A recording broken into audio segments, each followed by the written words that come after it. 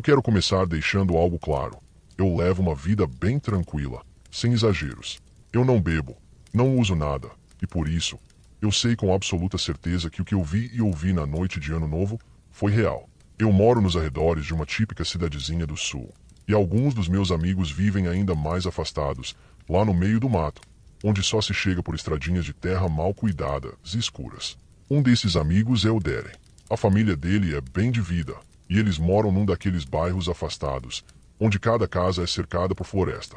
Todo ano, os pais do Deren fazem uma festa de Ano Novo e convidam todos os amigos da família. Eu sempre estou lá. Esse ano não seria diferente. Uns dias antes, o frio finalmente chegou. Aquele frio seco e cortante. No dia da festa, eu peguei a estrada de terra que leva até a casa do Deren. Com a estrada tão escura e cheia de curvas, precisei ligar o farol alto, coisa que eu evito ao máximo porque odeio ser cegado por outros motoristas. Mas naquele breu, era impossível dirigir sem ele. O caminho era cercado de árvores dos dois lados, e no meio daquele túnel de escuridão, só havia uma única construção. Uma cabana velha e quase em ruínas. Sempre achei que estivesse abandonada, mas de vez em quando eu passava, dava para ver uma luz acesa lá dentro. Eu nunca pensei muito sobre isso. Eu já estava há alguns minutos dirigindo, quando os faróis iluminaram algo branco, algo parado entre as árvores. Conforme fui me aproximando, ficou claro que era uma pessoa. Era uma mulher. Ela estava de pé, imóvel, na beira da estrada. Não tentou se esconder. Não fez nada. Só ficou lá, parada, de costas para as árvores. Ela usava um vestido branco, leve demais para o frio que fazia naquela noite. Eu deixei os faróis altos ligados, por precaução, então a luz forte refletia no tecido branco, me cegando um pouco. Eu não consegui ver muitos detalhes enquanto passava. Só agradeci por ela não ter tentado se jogar na frente do carro. Mas enquanto eu seguia, uma dúvida começou a me corroer. E se ela precisava de ajuda? Talvez fosse alguma convidada perdida tentando chegar à festa. Só que, quando olhei pelo retrovisor, ela tinha virado o corpo. Agora estava me encarando, parada no mesmo lugar, imóvel, só me olhando. Aquilo me deu um arrepio, mas segui em frente. Cheguei na casa do Deren sem problemas, por volta das 8 da noite. Estacionei no meio do círculo de cascalho, onde já tinha uns 10, 12 carros parados. A festa foi ótima, como sempre. A gente viu a bola cair em Nova York, e depois deu meia-noite no nosso horário. Aos poucos, todo mundo foi indo embora. Eu fiquei um pouco mais, ajudei a arrumar as coisas. Era comum. Quando saí, já era tarde, e meu carro era o único no estacionamento. Assim que liguei o motor, a luz de pressão dos pneus acendeu. Meu carro é velho, então ele não mostra qual pneu está com problema. Só acende a luz e pronto. Mas isso sempre acontece quando o tempo esfria. Então eu não me preocupei muito. Resolvi voltar pelo mesmo caminho, mesmo lembrando da mulher.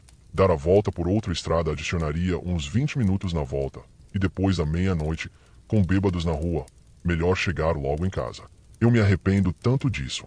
Não deu nem 5 minutos na estrada, e eu senti alguma coisa errada com os pneus. Começou a fazer um barulho horrível, como metal raspando no asfalto. O carro foi perdendo velocidade até parar completamente. Meu coração disparou. Será que as rodas tinham caído? Eu precisava sair para ver. Desliguei o motor, saí do carro, e o silêncio da floresta me engoliu. Usei a lanterna do celular para checar os pneus. Meu sangue gelou. Todos os 4 pneus, rasgados. Não eram cortes comuns. Parecia que algo, ou alguém, tinha rasgado eles com garras. 1 ou 2 pneus furados eu até explicaria. Mas todos os 4, não tinha como ser acidente. Fiquei ali parado, processando o que tinha acabado de ver. Tentei ligar para alguém, mas claro, sem sinal, no meio do nada. Foi aí que percebi, o vento parou. As árvores ficaram imóveis. Até o som de insetos e bichos da noite sumiu. E então, bem baixinho, um galho quebrou. Meu coração quase saiu pela boca. Alguém estava me observando. Apaguei a lanterna e fiquei no breu total. As folhas secas no chão começaram a se mexer. Passos, lentos, calculados. Então, a voz. Eu vejo você. Era uma voz de mulher. Suave. Sem raiva. Sem grito. Só, dizendo. Como se estivesse comentando, casualmente. E isso tornou tudo muito pior. Eu não conseguia respirar. Não conseguia gritar. Você me vê? A voz perguntou de novo. Foi só então que meu instinto me chutou para fora do transe. Liguei a lanterna de novo. E ela estava lá. A mulher do vestido branco. Agora, eu conseguia ver melhor. O vestido estava sujo, manchado de lama e alguma coisa escura. A pele dela era tão pálida que parecia brilhar. O cabelo, longo e desgrenhado, caía até o cotovelo. Mas o rosto dela era uma aberração. Metade da mandíbula faltava, como se tivesse sido arrancada. E mesmo assim, ela tentava sorrir. Eu corri. Corri como nunca. Não pensei, só corri. Sabia que a cabana ficava mais perto. Mas e se fosse dela? Nem considerei. Corri de volta para a casa do Darren, com os galhos estalando atrás de mim. Ela me perseguia. Bati na porta como um louco até a mãe do Darren abrir. Ela me puxou para dentro quando viu meu estado, e eu contei tudo. Eles me deixaram dormir lá, enquanto chamavam a polícia e o guincho. Mas a noite não acabou ali. Acordei com um som suave na janela do segundo andar. Uma batida leve. Olhei pro relógio. 3h14. A janela não tinha cortina. Eu não olhei, mas eu ouvi. Eu vejo você. A voz dela, lá embaixo. Eu não dormi mais. Esperei o sol nascer, e ela não estava mais lá. Pela manhã, o pai do Darren achou uma faca enferrujada no quintal, exatamente onde ouvi a voz. A polícia encontrou o carro, mas não sinal da mulher. Só carcaças de animais mortos espalhados pelo mato ao redor da cabana. Eles nunca acharam ela. Mas o que mais me atormenta é como ela me seguiu. Como sabia exatamente onde eu estava. E com metade da mandíbula destruída. Como ela conseguiu falar tão claramente. Esse ano, eu vou na festa de novo. Mas dessa vez, vou de carona. E eu vou dar a volta. Quando eu tinha 26 anos, fiz uma viagem para San Diego de avião. Fiquei alguns dias na casa de uma amiga e reservei um voo tarde para voltar para casa. Meu voo pousou à meia-noite. Quando saí do avião e fui até o ponto de transporte terrestre, já era por volta de 0h30. Chamei um táxi aleatório na área de táxis e dei ao motorista o endereço da minha casa. Ele disse que me levaria por $30, o que era um ótimo preço comparado ao Uber. Ele até saiu do carro para me ajudar a colocar a mala no porta-malas da van. Mas eu disse que estava tudo bem deixá-la no banco ao meu lado. Então ele colocou minha mala no banco à esquerda dele, logo atrás do banco do motorista.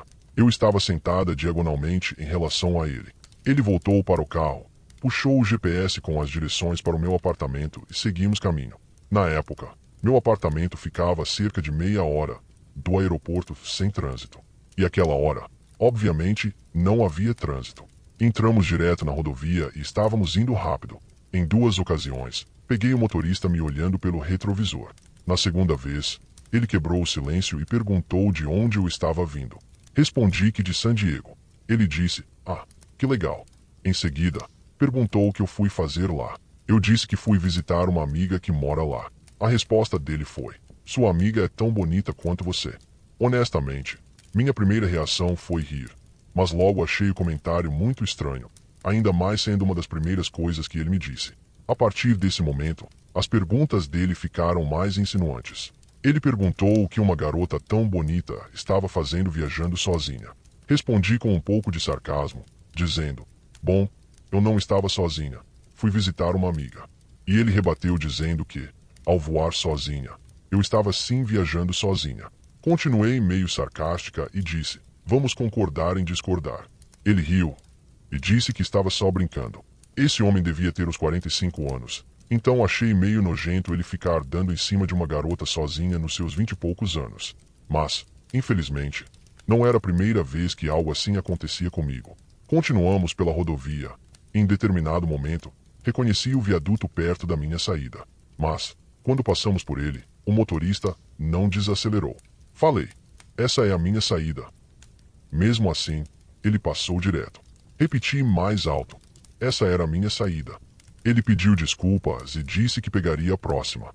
Tentei espiar a tela dele para ver se ele tinha colocado o endereço certo, mas a tela estava virada de um jeito que eu não conseguia ver.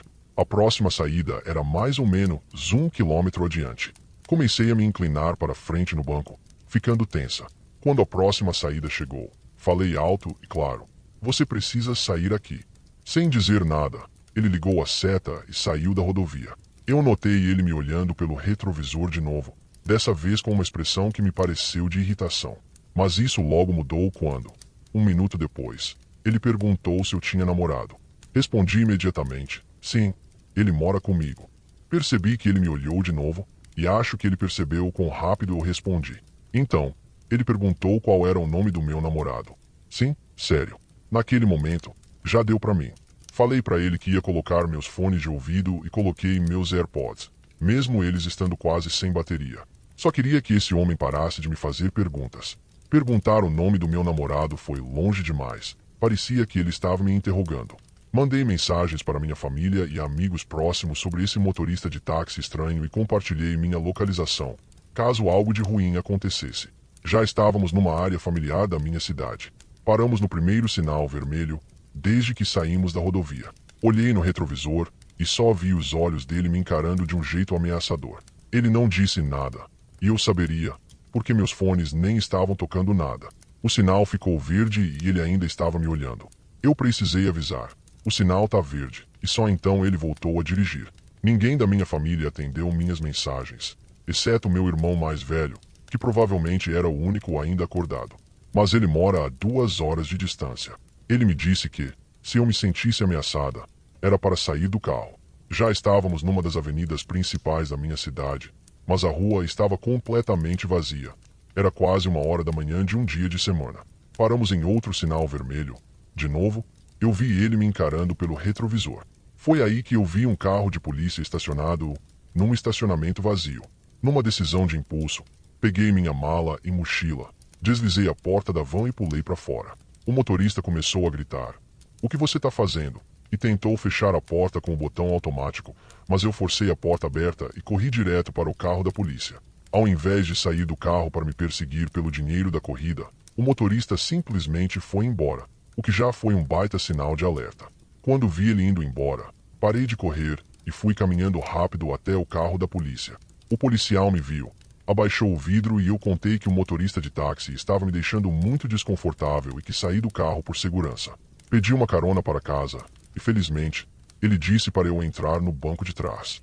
Ser uma mulher assustada obviamente ajudou, mas eu não recomendo pedir carona para a polícia como se fosse táxi grátis. Quando eu entrei na viatura, o táxi já estava longe. O policial me levou para casa e chegamos em cerca de 5 a 10 minutos. Entrei em casa e nem desarrumei a mala. Só escovei os dentes e fui direto dormir. Mas parecia que eu mal tinha deitado e já ouvi batidas na porta da frente do meu apartamento. E se fosse o motorista do táxi? Ele tinha meu endereço, afinal.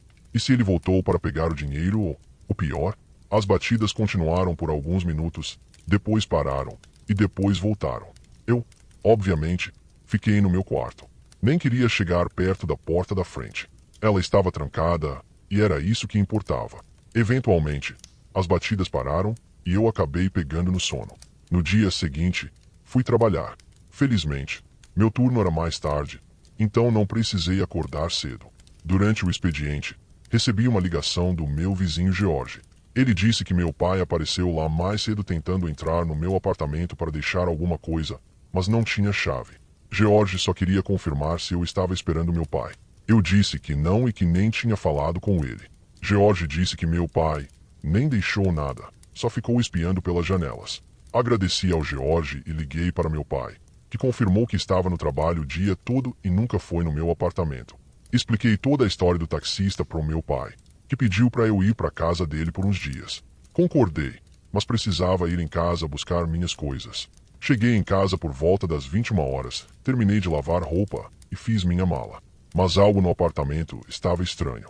Sempre me senti bem sozinha, mas naquela noite parecia que eu não estava sozinha. E então, ouvi um rangido vindo do quarto de hóspedes. Uma voz disse: "Eu não ia te machucar." Vi um braço aparecendo e saí correndo antes que ele entrasse no corredor. Gritei, bati na porta do George e chamamos a polícia. O invasor fugiu pelo quintal. Desde então, mudei de apartamento 2 vezes. Nunca precisei usar o taser que comprei. E nunca mais entrei num táxi.